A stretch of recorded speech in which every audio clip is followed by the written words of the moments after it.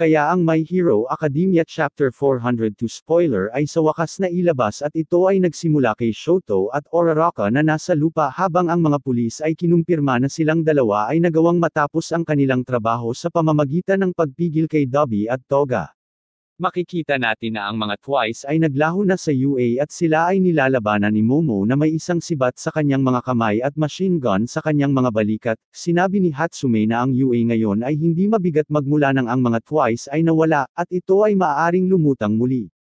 Si Deku ay nagagawang panatilihing malayo si Shigaraki sa UA at labanan ang villain sa malapitang laban, pero ngayon si All For One ay mas lumalapit sa kanila. Ang plano ni All For One ay gamitin ang Go Teleportation para palapitin si Shigaraki, at ibigay sa kanya ang synthetic na kopya ng All For One quirk para makumplito ang pag-hijack niya ng katawan ni Shigaraki. Sinubukan ni All Might na hamakin si All For One pero sinabi niya na kukumpletuhin muna niya ang kanyang plano, kaya ginamit niya ang Go Teleportation pero tumanggi si Shigaraki na pumunta doon. Ang Go Teleportation ay nagsimulang lumabas sa bunganga ni Shigaraki pero simpleng itinikom niya ang kanyang bibig habang sinasabing ikaw ay panggulo sensei. Naintindihan ni All For One na ang kamalayan ni Shigaraki ay masyadong malakas at pinalitan niya ang kanyang plano sa Plan B, kaya hinawakan niya ang paa ni All Might at lumipad patungo kay Deku at Shigaraki. Sinabi ni All For One na si All Might ang taong naglagay nitong hangal na pangarap sa ulo ng mga bata, kaya ngayon kailangan niyang pagbayaran ito. Tinukso ni Shigaraki si Deku sa pamamagitan ng pagsabi ng kailangan niyang iligtas si All Might, at habang ginagawa niya ito, siya ay aalis at papatayin ang lahat ng nasa UA. Si Deku ay humihingal ng malalim at pinipilit ang kanyang sarili na huwag umiyak dahil sinabi ni All Might sa kanya na tumigil sa pagiging iyaking bata, pero siya ay nasa kanyang limitasyon. Ang vestige ni All Might ay nagsisimulang lumabo na fino-foreshadow ang kanyang pagpapaalam.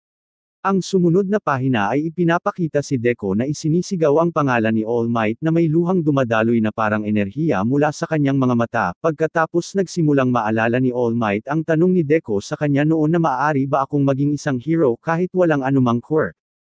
Sinagot ito ni All Might nang syempre pwede kang maging hero, sa huli palagi mong ginagawa ang iyong makakaya at hindi kailanman sumuko sa iyong pangarap, hindi rin kailanman ako sumuko sa aking pangarap, ang aking pangarap na maging simbolo ng kapayapaan.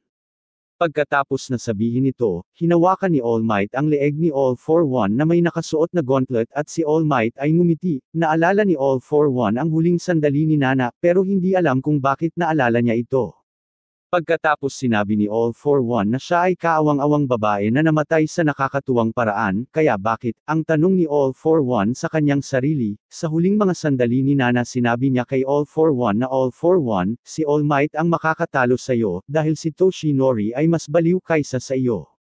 Pagkatapos ang sumunod na panel makikita natin si All Might na sinasabing kung ikaw ay mamamatay pa ng isang beses, ikaw ay magre-rewind sa pagiging kindergarten hindi ba? At pagkatapos na sabihin ito ang kanyang gauntlet ay sumabog, katapusan ng chapter, kaya dito natin tatapusin ang video na ito at maraming salamat sa panunood.